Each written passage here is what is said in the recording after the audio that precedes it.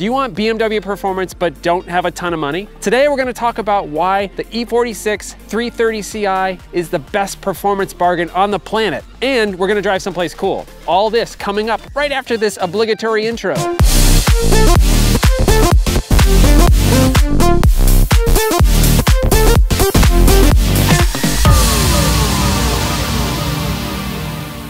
While the 3 Series from this generation featured sedans, convertibles, and wagons, this particular vehicle right here is my 2003 330ci Coupe. This generation of BMW's 3 Series, which was sold from 1999 to 2006, is often heralded as one of BMW's best platforms. BMW's 3 Series had already long been regarded as the benchmark for mid-sized sports luxury sedans and coupes, and the E46 only improved on this legacy. It's common knowledge that the E46 3 Series BMWs slay twisty roads with ease, and this car is no exception. Let's also talk about the design for a second. Just look at this thing.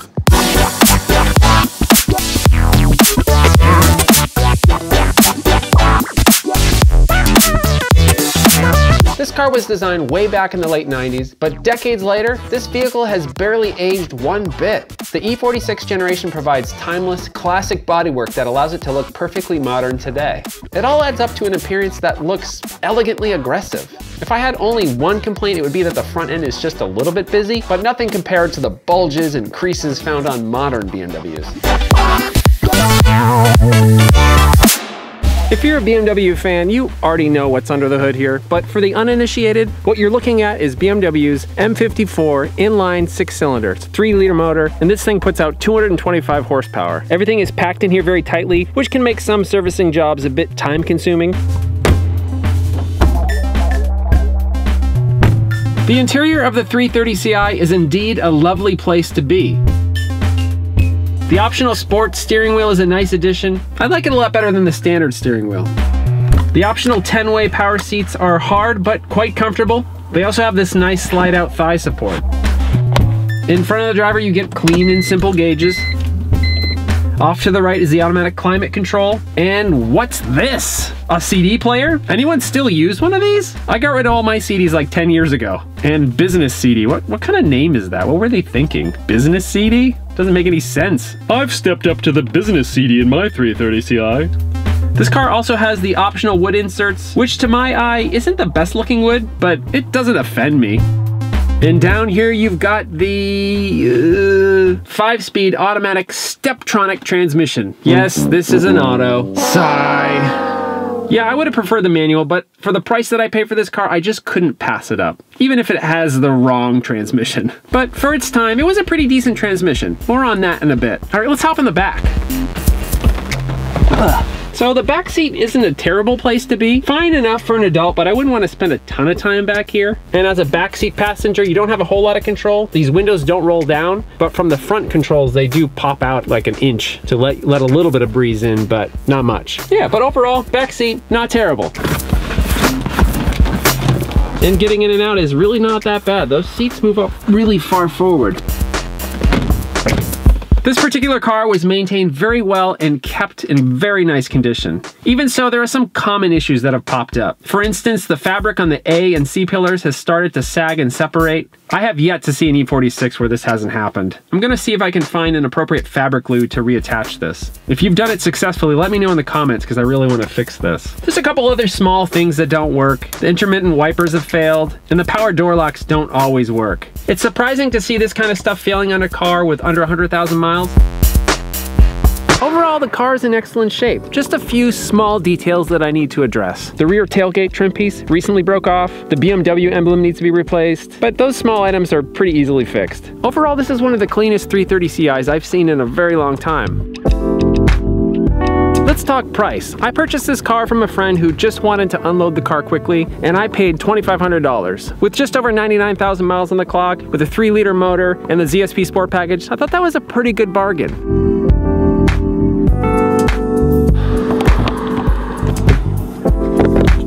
So I do have one wrench to throw in the works here. Here I am proclaiming that this car is an incredible bargain. However, if you saw my last video with this vehicle, you'll know that I've had a few expensive problems. The starter went bad and some vacuum lines were shot, and the repair bill wasn't cheap, over $700. And I needed a new battery, so tack on another $200. But for how low the prices are on these cars right now, tacking another $900 on for repairs and maintenance didn't hurt as bad as I thought it would, since I had set aside a little bit of extra money in case anything catastrophic happened. So yeah, they're cheap right now, but you always gotta expect the unexpected when it comes to an old BMW.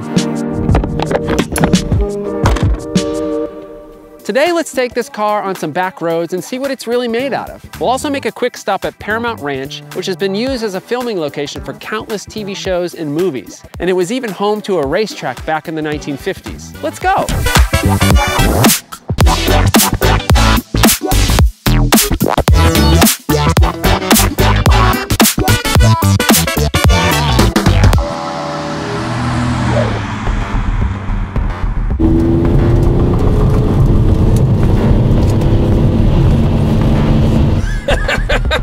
This car is so much fun. It's so nimble.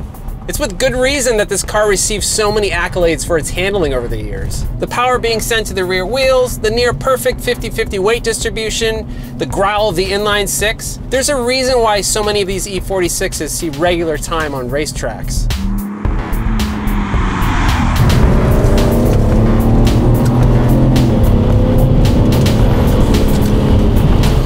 Which is good, but not great by today's standards, is just enough to have a barrel of fun without getting yourself into too much trouble. And about that power, remember, you gotta reset your mind to the year 2003. 225 horsepower was a pretty big deal back then, and the 6.4 second 0 to 60 time was very impressive. Nowadays, Accords and Camrys will easily smoke the 330ci from a stoplight, but it was pretty quick for the early 2000s. Also keep in mind that the 330ci had nearly as much horsepower as the preceding E46 M3. That was a pretty big deal.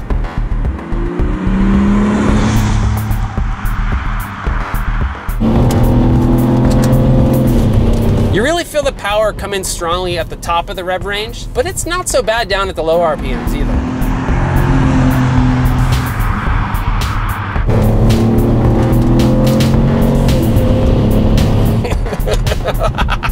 It's hard not to have a huge smile on your face when you're piloting this thing on a back road, even if it is an automatic. Back when this car was first introduced, the automatic transmission in this car was actually praised by automotive journalists. By today's standards, it feels kind of slow to shift, but when you reset your mind back to 2003, it's a perfectly acceptable transmission. You slide the lever over to the left and it allows you to manually downshift and upshift. I've had the car for a few weeks and initially it was counterintuitive to me. You push the lever up to downshift and down to upshift. For the first few times driving, I had to say it out loud to remember. Now it's second nature. And I know there's a lot of cars that shift this way, but there are many others that are the exact opposite.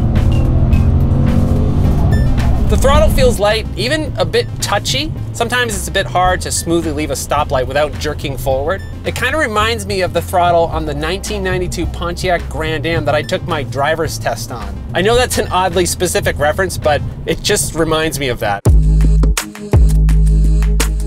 At higher speeds, the steering is very sensitive and light. At lower speeds, it feels pretty heavy, but when you're above maybe 40, 50 miles an hour, it's almost borderline twitchy, but the frenetic nature really makes it razor sharp around these turns.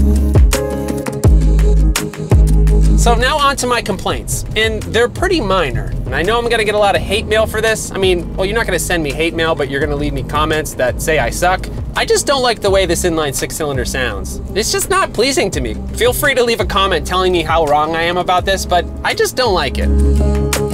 The optional sport seats that I have in this car are definitely better than the standard seats that you can get, but I wouldn't say they really like hug you. When driving spiritedly on back roads, you do kind of slide around quite a bit. But that's really it for complaints. Overall, this car is incredibly good for the money that I paid for it. You should definitely buy one. All right, let's go make a quick stop at Paramount Ranch.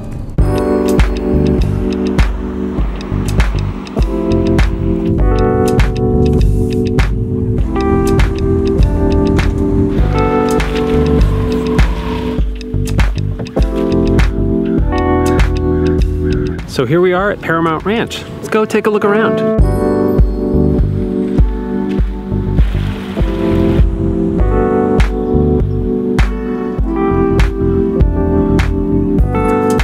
Paramount Pictures leased this ranch way back in the 1920s. The impressive scenery and surrounding landscape has made it an ideal filming location for decades.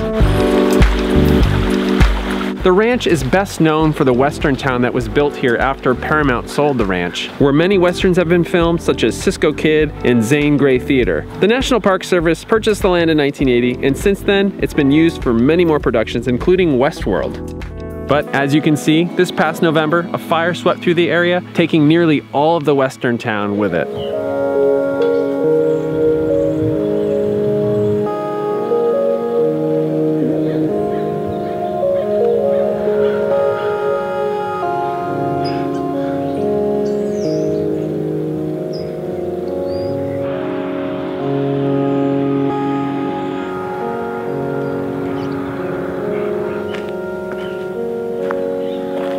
The only building left standing was the church used in Westworld.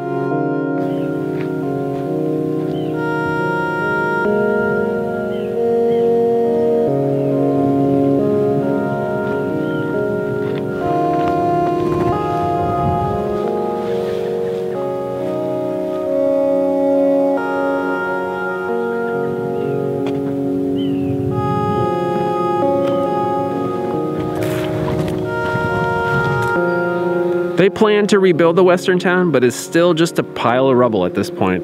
Before we head back to the car, let me just head over this direction for a second. I gotta show you something. Back in 1956, the land was sold and the Paramount Raceway was opened. It was then considered one of the most challenging race circuits in the United States. 60 years ago, race cars would have been traveling at breakneck speeds right through here. And I'm walking on the old track right now. The track came right through there, through that dramatic bank curve, all the way right down through here. You can see where there was likely some guardrails embedded in the asphalt right along the edge of the track here. It's very likely that most of the race cars parked right in this area where they worked on their cars and got ready to race. And right over there on top of that hill is where a lot of spectators climbed all the way up to see as much of the track as possible. But it would not last long. After 2 fatal crashes in 1957, the racetrack was quickly closed. This is where those 2 fatal accidents occurred.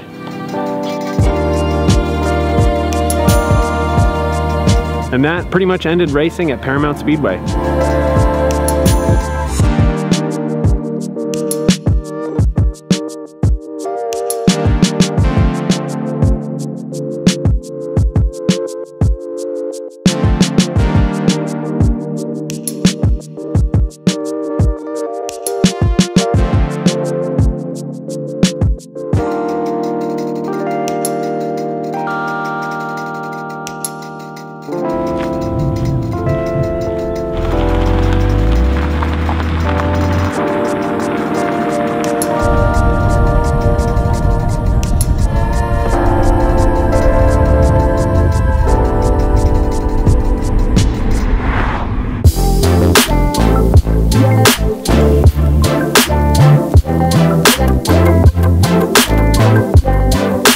Luckily, automotive safety has improved greatly since the 1950s. And while this E46 is not a new vehicle, it's modern enough that you get newer safety features like side airbags. But it's old enough where the driving experience still feels analog. If you're in the market for an older, inexpensive BMW, the E46 is really hard to beat right now. The non-M3 models seem to be at the bottom of their depreciation curve. A quick look at Los Angeles Craigslist shows the median price of the 330ci at about $4,000. The ZHP Performance package will likely bump that price up to around $7,000. That's the cheapest one that I could find in LA. Is it worth paying $3,000 extra for 10 more horsepower and 1 second quicker to 0 to 60? I don't know, that's almost 3 times what I paid for this car. And of course, you could step up to the E46 Generation M3, but the cheapest one I found in Los Angeles was $11,000, and it had over 200,000 miles, and it was completely thrashed. If you're on a budget, I suggest checking out a well-cared-for 330ci instead of dropping a bunch of cash on a totally trashed, clapped-out M3. Yeah, the M3 is gonna sweep the floor with a 330ci, especially on a racetrack, but on these tight, twisty back roads where we're rarely doing more than 55 miles an hour, the 330ci is gonna do just fine. For the price, the E46 is hard to beat, especially now. The prices on these cars are hilariously low. Now is the most perfect time to step up to one of the most highly regarded BMW platforms ever built, with one of the most enjoyable driving experiences around today.